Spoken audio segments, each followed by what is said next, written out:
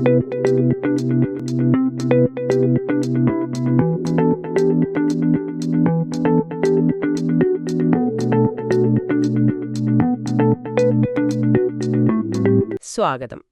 ഇന്ന് നമ്മൾ കുറച്ച് ഇൻട്രസ്റ്റിംഗ് വിഷയങ്ങളാണ് നോക്കുന്നത്.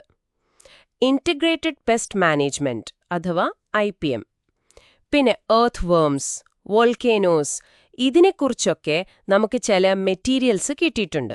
ശരിയാണ്. അതിലെ പ്രധാന കാര്യങ്ങൾ, ഏറ്റവും രസമുള്ള പോയിന്റ്സ് എന്തൊക്കെയാണെന്ന് ഒന്ന് നോക്കാം. തീർച്ചയായും. അപ്പോൾ ഈ മെറ്റീരിയൽസൊക്കെ വായിക്കുമ്പോൾ അതിലെ ഏറ്റവും പ്രധാനം എങ്ങനെ കണ്ടുപിടിക്കാം, ചുരുക്കാം എന്നതിനെക്കുറിച്ചും ഇതിൽ പറയുന്നുണ്ട്. ഓരോ ഭാഗത്തെയും മെയിൻ ഐഡിയ എടുക്കുക, ആവശ്യമില്ലാത്തത് കളയുക. അതെ അതെ, ആ ഒരു രീതി. അപ്പോൾ നമുക്ക് ആദ്യം IPM വെച്ച് തുടങ്ങിയാലോ? എന്താണതിലെ പ്രധാന വിഷയം? ഇതിൽ പറയുന്ന ഒരു പ്രധാന പ്രശ്നം എന്താണെന്ന് വെച്ചാൽ, നമ്മൾ ഈ കീടനാശിനികൾ ഒരുപാട് ഉപയോഗിക്കുമ്പോൾ കീടങ്ങൾക്ക് അതിനെതിരെ ഒരു പ്രതിരോധശേഷി വരും. റെസിസ്റ്റൻസ്. ശരിയാണ്. അപ്പൊ പിന്നെ എന്തു ചെയ്യും? ആ ഒരു ചോദ്യത്തിൽ നിന്നാണ് ഈ IPM വരുന്നത്. ശരിയാണ്. ഇന്റഗ്രേറ്റഡ് പെസ്റ്റ് മാനേജ്മെന്റ് ഇതിന്റെ ലക്ഷ്യം കീടങ്ങളെ മുഴുവനായിട്ടങ്ങ് ഇല്ലാതാക്കുക എന്നതല്ല. അല്ല, പകരം അവയുടെ എണ്ണം ഒരുപാട് കൂടാതെ നോക്കുക, ഒരു കൺട്രോളിൽ നിർത്തുക. അതിന് പല വഴികളും പറയുന്നുണ്ടല്ലോ, അല്ലേ? ഉണ്ട്. കീടങ്ങൾക്ക് സ്വാഭാവികമായി ശത്രുക്കൾ ഉണ്ടാവുമല്ലോ, അവരെ ഉപയോഗിക്കാം. ഓക്കെ. പിന്നെ അവ പെറ്റുപെരുകുന്ന സാഹചര്യം അത് കുറയ്ക്കാൻ നോക്കാം. നല്ല വിത്തിനങ്ങൾ, അതായത് പ്രതിരോധശേഷിയോരോ തിരഞ്ഞെടുക്കാം. അങ്ങനെ പലതും.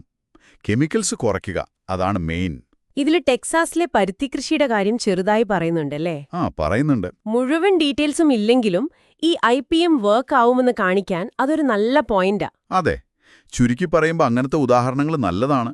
ഇനി അടുത്തത് എർത്ത് വേംസ്, മണ്ണിരകൾ. മണ്ണിരകൾ, പ്രകൃതിയുടെ കലപ്പ എന്നൊക്കെ പറയില്ലേ? അതെ, വിളി വെറുതെ അല്ലെന്ന് ഇതിൽ പറയുന്നുണ്ട്. മണ്ണിന് അവർ ചെയ്യുന്ന ഗുണം അത് വലുതാണ്. അതെങ്ങനെയാ? ഈ വേം കാസ്റ്റിംഗ്സ്, അതായത് മണ്ണിരയുടെ വിസർജ്യം, അത് നല്ല വളമാണെന്ന് കേട്ടിട്ടുണ്ട്. അതുമാത്രാണോ? അല്ല, അതുമാത്രല്ല. അവര് മണ്ണിനടിയിലൂടെ ഇങ്ങനെ തുരന്നു പോകുമ്പോ മണ്ണില് ചെറിയ വഴികളുണ്ടാവും. അപ്പോൾ വായു ഉള്ളിലേക്ക് കടക്കും. വെള്ളമിറങ്ങാനും നല്ലതാ.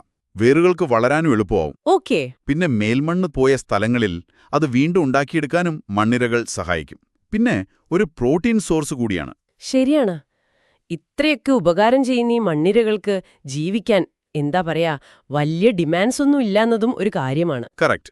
കുറച്ച് നനവ് വേണം, പിന്നെ അധികം വെളിച്ചം പറ്റില്ല, ഇരുട്ടുള്ള സ്ഥലം, പിന്നെ ഭക്ഷണം, ഈ ജൈവാവശിഷ്ടങ്ങളൊക്കെ മതി. അതെ, കുറച്ചെടുത്ത് ഒരുപാട് തിരിച്ചു തരുന്നൊരു സംഭവം. ശരിയാണ്. ഇനിയിപ്പോ വോൾക്കാനോസ്, അഗ്നിപർവ്വതങ്ങൾ, അതിലേക്ക് വന്നാലോ? അതിനെക്കുറിച്ച് പറയുമ്പോൾ ആദ്യം ഓർമ്മ വരുന്നത് അതിന്റെ ഒരു ഭീകരതയാണ്. അതെ, ഉറപ്പായും. പക്ഷേ ഈ മെറ്റീരിയൽ അതിനപ്പുറം ചില കാര്യങ്ങൾ പറയുന്നുണ്ട്. ഭൂമിയുടെ ഘടന, കാലാവസ്ഥ, ഇതിലൊക്കെയുള്ള അതിന്റെ സ്വാധീനം. മൗണ്ട് സെന്റ് ഹെലൻസ് പൊട്ടിത്തെറിച്ചതും അതിന്റെ നാശനഷ്ടങ്ങളുമൊക്കെ ഇതിൽ സൂചിപ്പിക്കുന്നുണ്ട്. ഉണ്ട്. പക്ഷേ അതിനേക്കാൾ ഒരുപക്ഷെ കൗതുകം തോന്നിയത് ഈ വലിയ പൊട്ടിത്തെറികൾക്ക് നമ്മുടെ കാലാവസ്ഥയെ വരെ മാറ്റാൻ പറ്റുമെന്നുള്ളതാണ്. അതെങ്ങനെയാണ്? അതായത് ഈ സ്ഫോടനത്തിൽ വലിയ അളവിൽ ഗ്യാസും പൊടിയുമൊക്കെ മുകളിലേക്ക് പോവുമല്ലോ, അത് ചിലപ്പോൾ സൂര്യപ്രകാശത്തെ തടഞ്ഞേക്കാം. അപ്പോ താപനിലയിലൊക്കെ വ്യത്യാസം വരാം. Okay, interesting. പിന്നെ അഗ്നിപർവ്വതങ്ങൾക്കൊരു ഒരു സൈക്കിൾ പോലൊരു സ്വഭാവമുണ്ട്. പിന്നെ ഭൂകമ്പങ്ങളുമായി അതിന് ബന്ധമുണ്ടാകാമെന്നും പറയുന്നുണ്ട്. അപ്പോൾ ഈ വിവരങ്ങളെയെല്ലാം ഒന്ന് ഓർഡറാക്കി പറയുമ്പോഴാണ് നമുക്കതിനെക്കുറിച്ചൊരു ക്ലിയർ പിക്ചർ കിട്ടുന്നത്. അപ്പോ നമ്മൾ ഈ 3 വിഷയങ്ങളും നോക്കിയല്ലോ: IPM, എർത്ത് വേംസ്, വോൾക്കാനോസ്. ഇതിൽ നിന്നുള്ള വിവരങ്ങൾ ചുരുക്കി നോക്കിയപ്പോൾ എന്താണ് പ്രധാനമായിട്ട് മനസ്സിലാവുന്നത്? IPM എന്ന് പറയുന്നത് കീടങ്ങളെ നിയന്ത്രിക്കാൻ കുറച്ചുകൂടി സസ്റ്റൈനബിളായ ഒരു വഴിയാണ്. കെമിക്കൽസ് കുറയ്ക്കാം. ശരിയാണ്. മണ്ണിരകളും നമ്മുടെ മണ്ണിന് വളരെ അത്യാവശ്യമാണ്. അതിനെ നിസ്സാരമായി കാണരുത്. തീർച്ചയായും.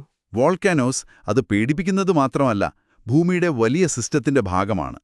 കാലാവസ്ഥയെ വരെ സ്വാധീനിക്കാൻ കഴിവുണ്ട്. അതെ. അപ്പോ ഈ ചുരുക്കെഴുത്ത് അല്ലെങ്കിൽ സമ്മറൈസിംഗ് എന്ന് പറയുന്നത് വെറുതെ ചെറുതാക്കലല്ല, പ്രധാന കാര്യങ്ങൾ തിരിച്ചറിയാനും അത് ഓർഗനൈസ് ചെയ്യാനുമുള്ള ഒരു പ്രോസസ്സാണ്. വളരെ ശരിയാണ്. ഈ ഒരു കഴിവ് വിവരങ്ങളെ ശരിക്കും മനസ്സിലാക്കാൻ ഒരുപാട് ഹെൽപ്പ് ചെയ്യും.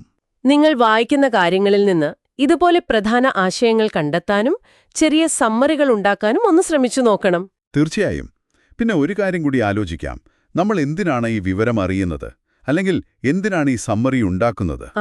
അതിന്റെ പർപ്പസ്. അതെ, ആ പർപ്പസ് അനുസരിച്ച് നമ്മൾ ഏതൊക്കെ ഡീറ്റെയിൽസ് എടുക്കണം, ഏതൊക്കെ ഒഴിവാക്കണം എന്നതിൽ മാറ്റം വരില്ലേ? ഒരു മീറ്റിംഗിനു വേണ്ടി സമ്മറി ഉണ്ടാക്കുന്നതും സ്വന്തം അറിവിനായി ചെയ്യുന്നതും വ്യത്യാസമുണ്ടാവും. ശരിയാണ്, അത് പ്രധാനപ്പെട്ട ഒരു പോയിന്റാണ്. അപ്പോ ആ ഒരു ലക്ഷ്യം വെച്ചുകൊണ്ട് ഈ ടെക്നിക്കുകൾ ഉപയോഗിക്കുന്നത് കൂടുതൽ ഇഫക്റ്റീവായിരിക്കും. അത് നിങ്ങൾക്കും ഒന്ന് ചിന്തിച്ചു നോക്കാവുന്നതാണ്.